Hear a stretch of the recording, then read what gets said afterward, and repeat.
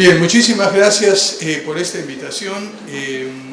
La educación es un tema que hemos estado trabajando hace muchísimos años de una manera intermitente. No es un tema que me ha ocupado de manera continua y preferencial, pero sí es algo que a lo largo del tiempo me ha preocupado muchísimo, y sobre todo el tema de educación superior. Así es que trataré de ver algunas cosas sobre educación superior. El esquema de la presentación, que es relativamente sencillo. Primero quisiera hacer algunos comentarios sobre los estudios del futuro y qué nos pasa a los peruanos con el futuro. Segundo, profundizando algunas de las cosas que dijo el señor Coy hace unos minutos, todos los cambios radicales que se están dando en el mundo actual y qué es lo que significan para nosotros y para el país. Pero una vez planteados estos desafíos y cambios, lo que quisiera enfatizar es algo que normalmente no tomamos en cuenta. Estamos tan preocupados por los problemas, las cosas que se vienen, que no nos damos cuenta de las oportunidades que tenemos literalmente delante de nuestras narices. Y luego algunos comentarios sobre desafíos para la educación, y aquí trataré de mencionar algunas cosas más puntuales sobre el tema, y luego hay alguna respuesta posible o no sobre estos temas. En primer lugar, el Perú tiene una larguísima tradición de pensar en el futuro. Pocas personas conocen, por ejemplo, que el Perú nació con un plan.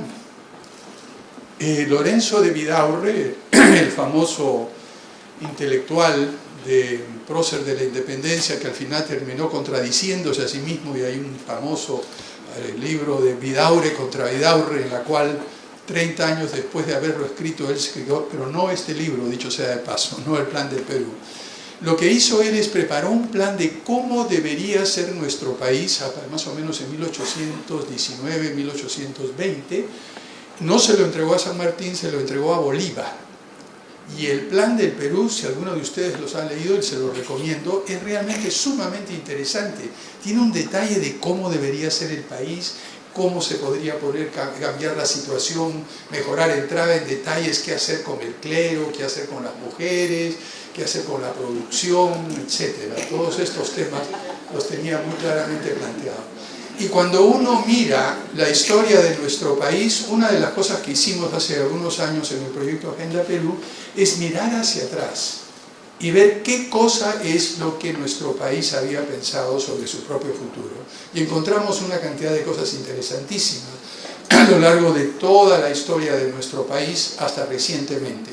Es decir, no nos falta imaginación, no nos falta capacidad de pensar en el futuro, y Cristóbal Alcovín hizo un libro que se lo recomiendo, Visión del Perú, Historia y Perspectivas. Y luego, ya entrando al tema de ustedes, y aquí veo a Andrés que se acordará de esos años en esa oportunidad.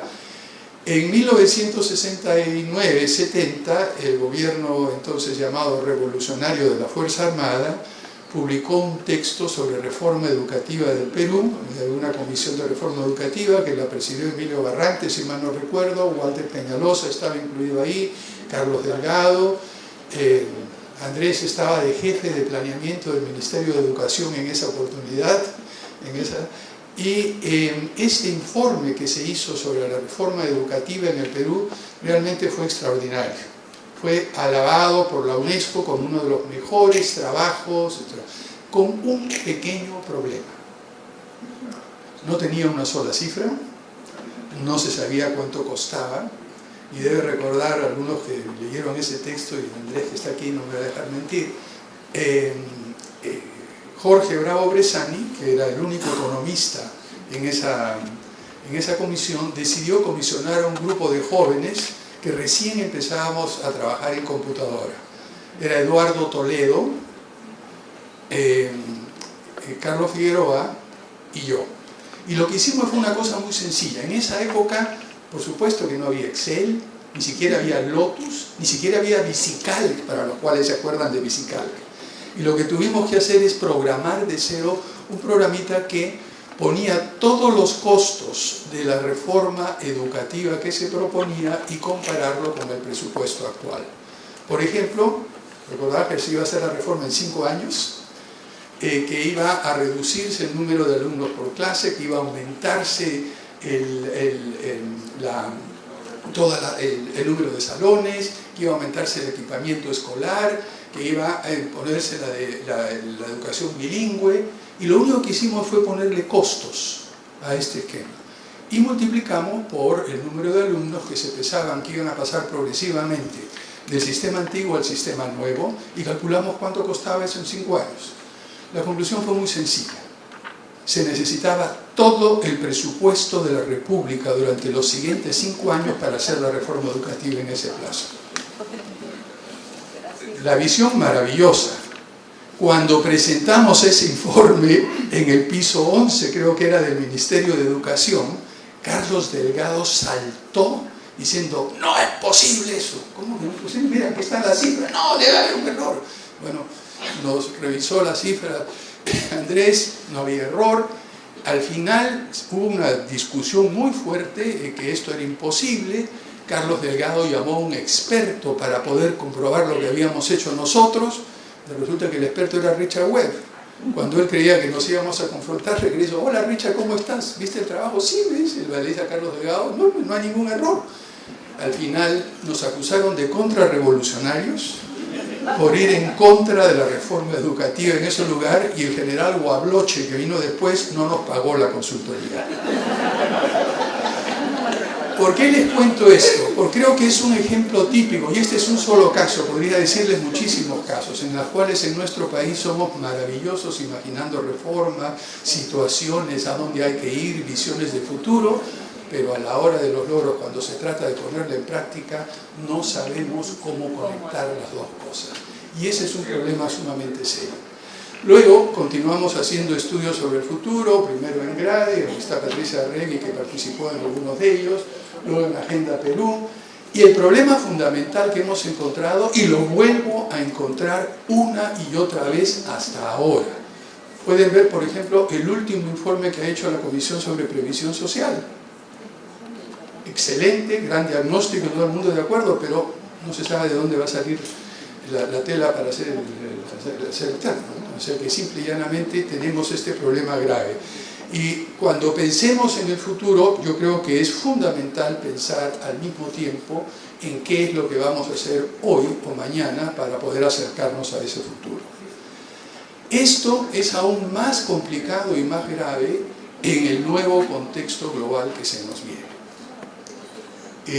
Como estamos viendo todo esto y somos testigos de lo que sucede, a veces no nos damos cuenta de la profundidad y la magnitud de estos cambios, que básicamente implican un desplazamiento, un cambio de época fundamental, tan o más profundo que el cambio que se dio en el siglo, fines del siglo XVI, principios del siglo XVII, cuando empezó la revolución científica, que luego empujó a la revolución industrial, la economía de mercado, el capitalismo, todo eso que cambió radicalmente la forma en que nuestra especie, en que la humanidad se vinculaba a su entorno, se desarrollaba y vivía. Bueno, ahora estamos en una situación tan profunda, pero como estamos en medio de ella, no nos damos cuenta del impacto tan grande que tiene. Tenemos desplazamientos fundamentales en todos los ámbitos de la vida humana. En ciencia, bueno, para darles solo un ejemplo, antes nosotros los seres humanos éramos conscientes y capaces de modificar el entorno cultural y modificar nuestro proceso de evolución cultural, pero la evolución biológica está varada. Bueno, ahora ya somos capaces de controlar la evolución biológica humana. Podemos decidir, estamos recién en la primera etapa, pero dentro de 20, 30 años la capacidad de poder decidir cómo van a ser nuestros hijos y cómo nuestros hijos van a decidir que van a ser sus hijos va a ser una cosa común y corriente. En este momento ya tenemos experimentos exitosos de modificación de embriones en el vientre de la madre, modificaciones genéticas. Nadie sabe hacia dónde va a ir eso, pero esto es solo uno de muchísimos cambios que están alterando radicalmente la manera en que la humanidad se desenvuelve y la manera en que la humanidad se desenvuelve. En tecnología, ¿para qué decirles, no? Hace 10 años O sea, ninguno de nosotros se pasaba la mitad del tiempo, como veo a algunos de ustedes ahí, mirando su aparatito, porque a veces es más importante mirar lo que dice ahí, o de repente chequear lo que dice el que está hablando, ¿no? Porque eso me pasa en clase, todo el tiempo que estoy dando clase ya me están corrigiendo los alumnos con algún dato. Pero la verdad es que esto nos permite estar comunicados con todo el mundo. Este pedacito de metal nos permite de una forma u otra acceder a todo el acervo de conocimientos y no nos damos cuenta del impacto y lo que eso significa en la realidad. Aquellos que hacemos trabajos de investigación nos damos cuenta que antes teníamos que ir a las bibliotecas, sacar bibliografía, ahora todo está aquí. Como nota a pie de página, el impacto de eso en los procesos educativos es, ustedes ya lo saben, pero es mucho más grande, incluso está reconfigurando, de acuerdo a algunos especialistas en neurología, en ciencias del cerebro, está reconfigurando la forma en la cual se conectan nuestras neuronas. Los cambios demográficos, los tremendos desequilibrios, bueno, medio ambiente ya lo conocemos, cambio climático, dicho sea de paso, ya nos pasamos en cambio climático. Se esperaba que todos los efectos de mitigación, lo que se aprobó en Río, lo que se aprobó en París, lograra de que la temperatura promedio del mundo no suba más de 2 grados hacia 2050, imposible. Ya estamos en camino a subir 3 y quizá 4. Lo que esto implica como promedio para la alteración de todos los ecosistemas que sustentan la vida humana, no tenemos la menor idea. Y en fin, en producción, en consumo, interacciones humanas, geopolítica, seguridad. Ahora, bueno, todo el mundo está preocupado por los misiles intercontinentales de Corea del Norte. Quizá más importantes son los ciberataques que están sucediendo y que tienen la capacidad de simple y llanamente alterar toda la infraestructura de energía en varios de los países, ciertamente la de comunicaciones, incluso el acceso mismo a los sistemas de control de los misiles intercontinentales. En fin, todo esto está alterando fundamentalmente y presenta desafíos y oportunidades sin precedente y, como han dicho anteriormente, una de las cosas que sabemos absolutamente, la única que diría yo que tenía toda certitud, es que el conocimiento y el talento van a ser las bases que van a definir el futuro de una sociedad o de otra sociedad. Aquellas sociedades que den énfasis y sean capaces de desarrollar el talento y de generar, diseminar y utilizar conocimientos son las que van a salir adelante. Y ahora más que nunca.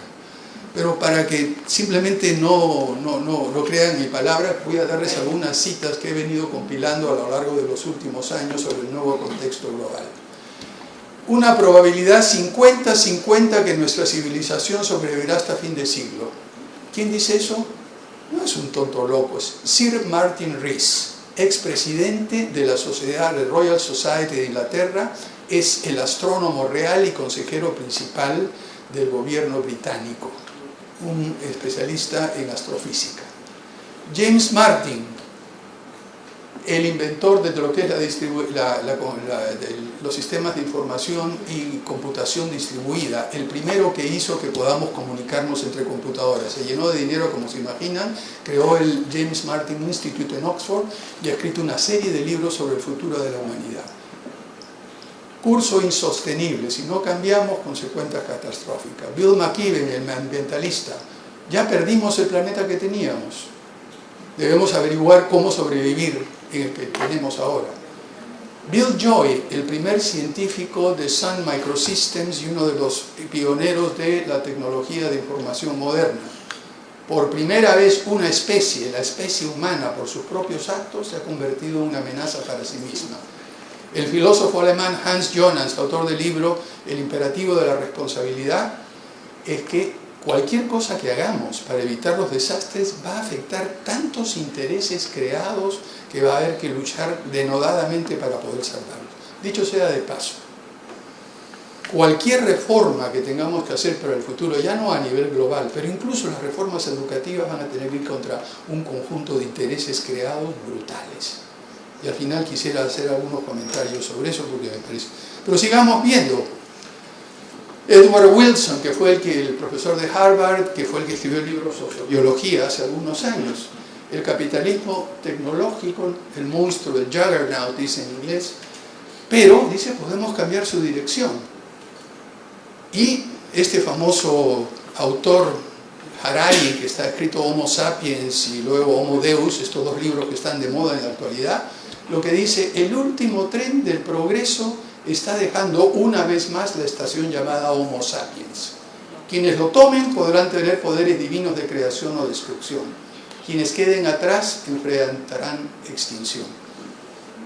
Parece alarmista. Bueno, dicho sea de paso, Harari plantea que el tema central para no dejar el tren es el conocimiento, tecnología, educación, talento.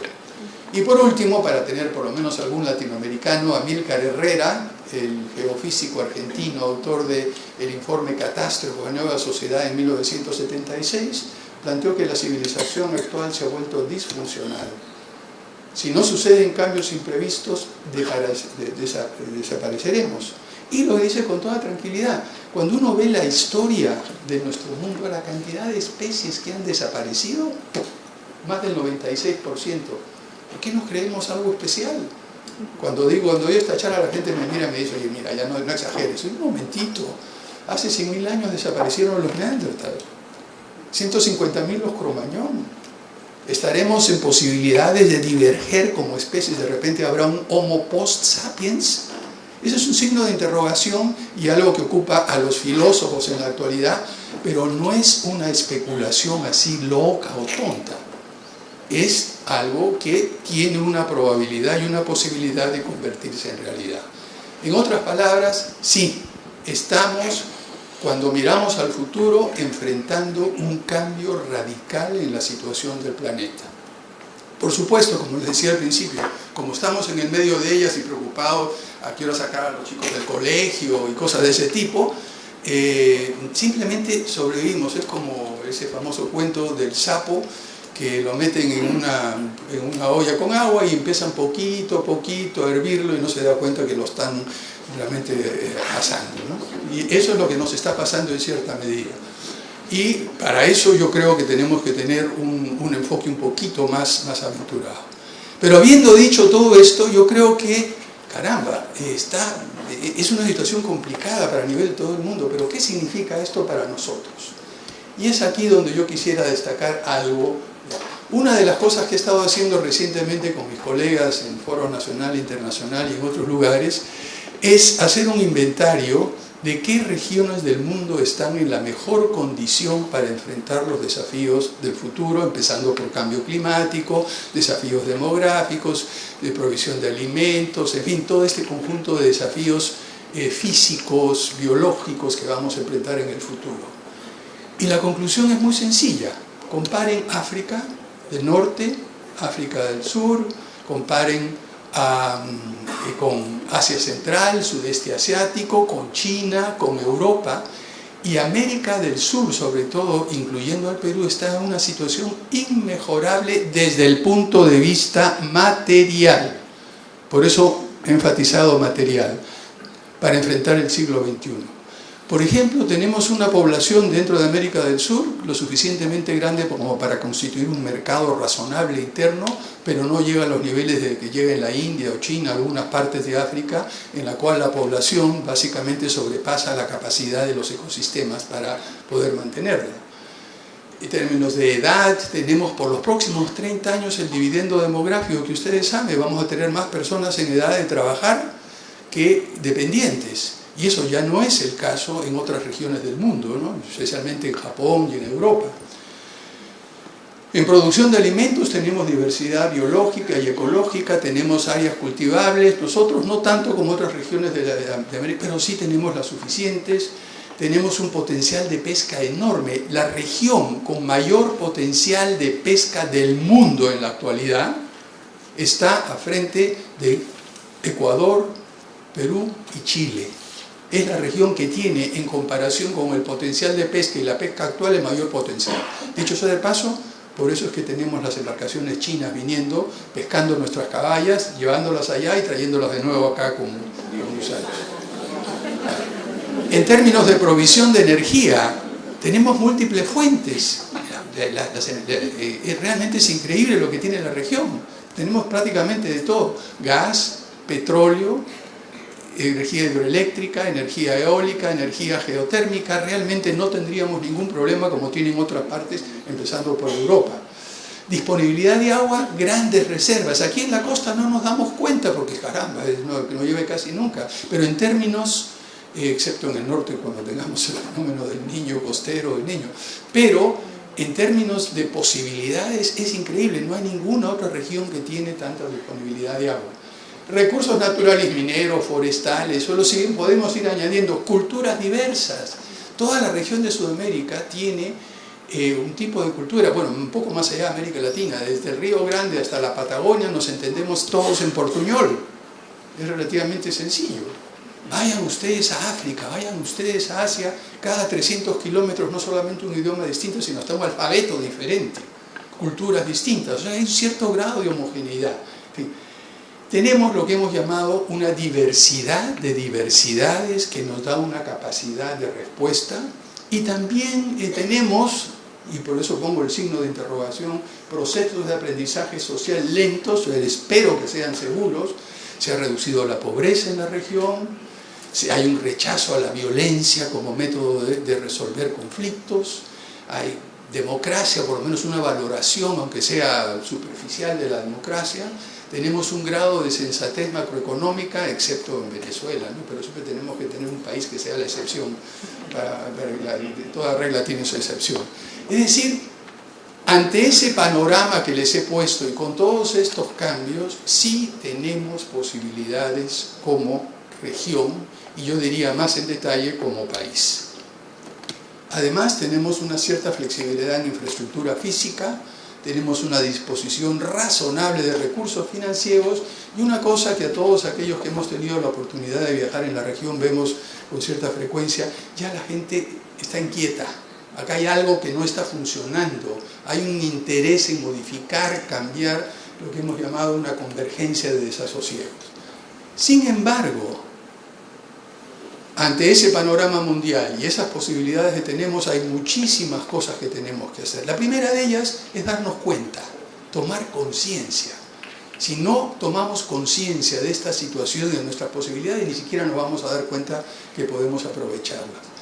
Va a haber que repensar las relaciones entre esta riqueza material extraordinaria que tenemos y nuestras actividades económicas, sociales y culturales.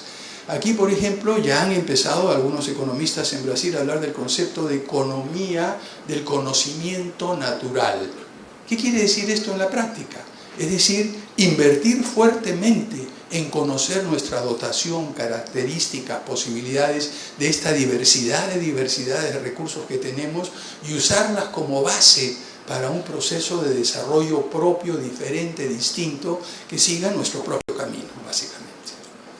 Esto es una idea, esa es la segunda. ¿Por qué? No tenemos que imitar todo un proceso de industrialización que siguieron en otros lugares. Eso no va a ir más. No vamos a convertirnos en un centro de manufactura como lo es China. Pero sin embargo tenemos una enorme diversidad de posibilidades en todos estos recursos que les he mencionado: minerales, pesqueros, suelos, agroindustria, forestales, biodiversidad, diversidad de ecosistemas, diversidad cultural, diversidad de fuentes de agua, etcétera, que podemos utilizar si conocemos y estudiamos a fondo estos recursos. Luego, un tema de fondo, y en el cual quizá haré unos comentarios al final, es decir, si no tenemos gente y personas que se dan cuenta, ni líderes que saben qué hacer, primero que entienden el contexto, segundo que conocen las posibilidades y toman conciencia de ellas, tercero en capacidad de darse cuenta que no hay modelos que imitar en este nuevo mundo que se viene, la cancha se está aplanando, los países ricos tienen los mismos problemas que tenemos nosotros, y eso pensar, cuando yo oigo, a veces un poco me preocupa, cuando oigo algunos realmente entusiastas del desarrollo de nuestro país: Perú, país del primer mundo en 2050, vamos a alcanzar a los países de la OCDE. Ellos están de vuelta, están regresando de ese modelo de desarrollo que no les ha servido y que ha creado problemas, y nosotros estamos tratando de ir donde ellos están de vuelta. Paremos un momento. Yo creo que esto requiere la concepción de liderazgo y gobernanza bastante distinta. Y todo esto en última instancia se basa en construir y consolidar capacidades de generar, transmitir y utilizar conocimientos. Y aquí es donde ustedes, todas aquellas personas involucradas en la comunidad educativa, tienen el papel clave. Realmente sí, la única manera de poder entender todo esto y transmitirlo es a través del proceso educativo, por supuesto complementado con investigación, con estudios, con ciencia, tecnología, pero en última instancia la manera en la cual todo este conjunto de conocimientos se hace llegar a la población en general, a la ciudadanía y sobre todo a las nuevas generaciones es a través del sistema educativo, es a través de los colegios, es a través de los maestros. Y este es el papel para mí que es clave. Sí, y acá me pidieron ver algunos desafíos futuros. Disculpen, esta no es mi especialidad como les he dicho al principio, así que voy a repetir algunas cosas que probablemente ustedes ya conocen. Volviendo al tema de esta desconexión entre el futuro y el presente que hemos tenido, la tarea central que tenemos que hacer en el campo educativo, así como en otros campos, es mirar el futuro, pero al mismo tiempo ver cómo vinculamos en la práctica esas concepciones de futuro con nuestra situación actual. Evitemos lo que nos pasó con la Comisión de Reforma Educativa. Ideas maravillosas, pero ninguna concepción práctica de cómo relacionar esa visión que se tenía del futuro con lo que éramos en ese momento. Y eso es lo primero que hay que hacer. Yo a veces escucho algunas sugerencias de estudiosos sobre qué hacer con el sistema educativo y luego pregunto, bueno, ¿y cómo empezamos? ¿Por qué lado se resuelve esto? ¿Cuál es el camino para entrar? Ah, no, es que es un problema muy complejo, hay que hacer todo a la vez, y porque hay que estar aquí, y esto de acá, y acá, y todo se resuelve con más plata, con más dinero. Todo se resuelve con más dinero. Bueno, no estoy muy seguro, ¿no? Yo creo que tenemos que ver cómo tener respuestas inmediatas para situaciones anticipadas, con lo que hemos llamado una creatividad disciplinada, una imaginación práctica y una manera de superar esta desconexión. Pero eso no es suficiente, como le mencioné anteriormente, hay toda una serie de intereses creados y resistencias, como lo dijo Jonas muy claramente. Aquí hay gente que se beneficia con el estado actual de la situación, y se beneficia mucho. Serán cortos de visión y de vista y de perspectiva, pero por lo menos en este momento están contentos. Yo creo que uno de los mejores casos es lo que está pasando con la SUNEDO y todas las dificultades que hay con las universidades en este momento, en la cual sabemos perfectamente que hay un conjunto de intereses creados, representados en diferentes partes de nuestro sistema político, que prefieren que el sistema esté como está porque es muy rentable para ellos. Entonces, esta movilización de apoyo político y ciudadano para poder avanzar, una vez que uno tiene la visión y sabe cómo relacionarla, tiene que tener conciencia de que va a haber resistencias. Y estas resistencias requieren un enfoque y un trabajo político. Para mí hay dos posibles entradas inmediatas como Lego. El primero, cada vez que yo veo la reforma del sistema educativo peruano, veo currículum, veo presupuesto, veo la condición de los maestros, veo todo eso, pero rara vez veo algo que ponga énfasis en la formación de los maestros. Y aquí creo que es el tema central. Yo creo que la formación magisterial en todos estos institutos pedagógicos y escuelas normales es fundamental. Cómo atraer a los mejores alumnos para esta carrera y que educación no sea la última rueda del coche en cualquier instituto o cualquier universidad. Bueno, ahí primero va a haber que mejorar la calidad de la enseñanza, segundo va a haber que dar buenos incentivos para que se presenten los mejores alumnos, tercero va a haber que plantear algunas perspectivas de carrera futura, diferenciando posiblemente a aquellos que pasan por este sistema reformado y luego dando oportunidad a aquellos que no pudieron pasar para poder tener un proceso remedial de educación de tal manera que poco a poco se vaya levantando la calidad del magisterio. Sin mejores profesores nunca vamos a tener mejores alumnos. Entonces por ahí empezaría. ¿Cuánto tiempo toma reformar los institutos pedagógicos, públicos y privados, las escuelas normales? Yo calculo que tomará unos 7 o 8 años, más o menos, para empezar a tener resultados, si se invierte y se empieza con fuerza en este momento. Nos da suficiente tiempo como para poder diseñar algún tipo de carrera magisterial que empiece a absorber a esos egresados en el tiempo que vamos a hacer esto. Entonces, cuando le decía este tema práctico, hay que ver cómo y secuenciamos estas reformas y estos cambios. Pero para mí ese es uno de los temas absolutamente centrales.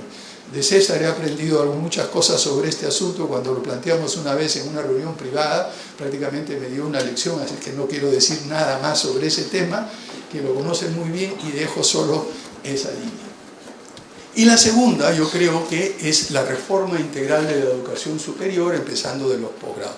Se ha dado un primer paso, yo creo que es bueno en general, tiene sus bemoles y sus dificultades con la nueva ley de educación superior, pero creo que hay que continuar. Y así como por un lado empezamos formando los maestros desde abajo, desde el otro lado debiéramos empezar con los posgrados en las universidades en nuestro país.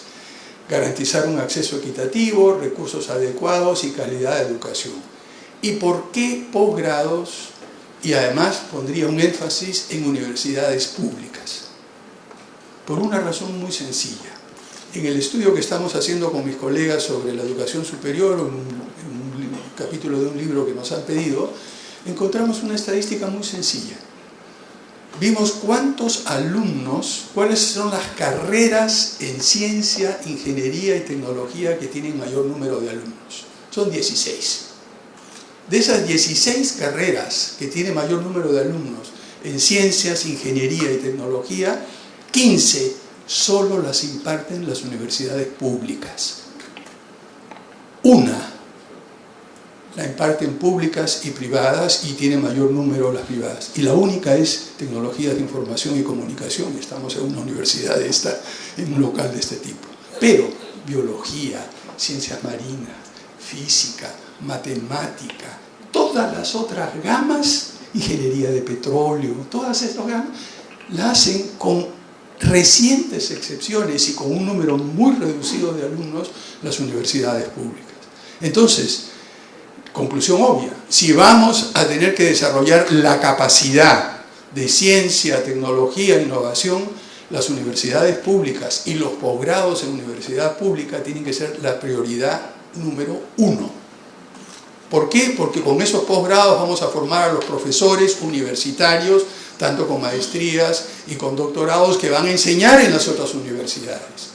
Así como tenemos que formar a los profesores que luego van a enseñar a ir cambiando el sistema educativo en las direcciones que ustedes saben mucho mejor que yo para enfrentar estos desafíos y para aprovechar estas oportunidades, tenemos también que preparar a los profesores que van a enseñar en las universidades en estos campos de ciencia, tecnología e innovación, incluyendo ciencias biológicas, incluyendo ciencias humanas, porque, cuidado, no nos olvidemos de las ciencias sociales y las ciencias humanas, que son importantes sobre todo para entendernos nosotros como país y entender lo que somos.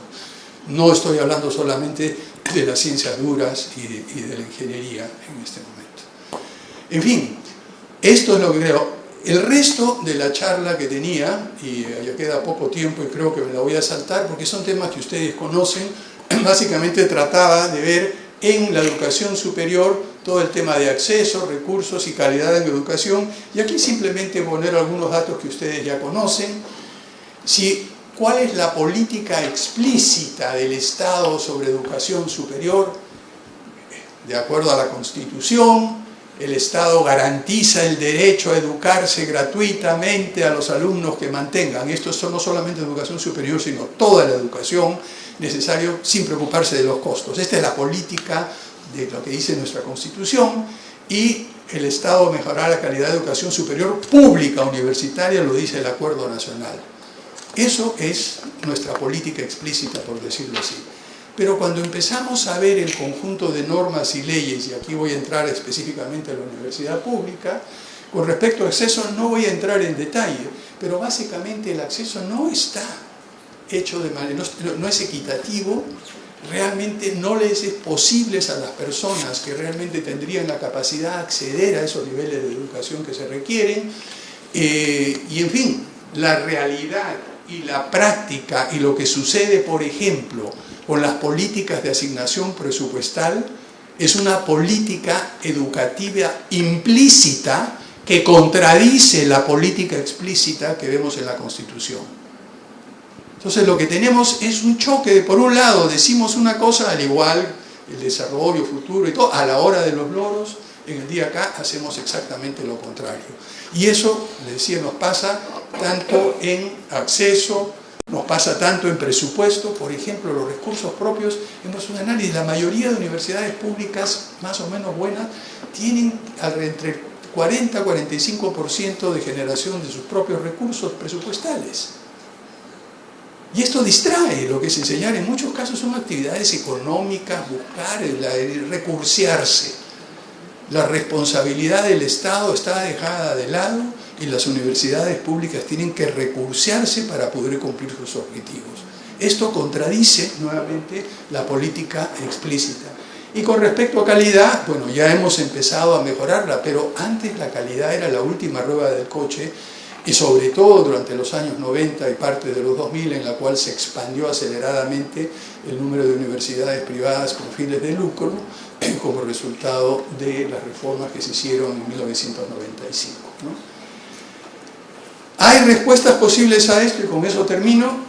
En primer lugar, yo creo que sí podemos y debemos responder a este cambio de época y aprovechar esas oportunidades que nos ofrece la región y el Perú.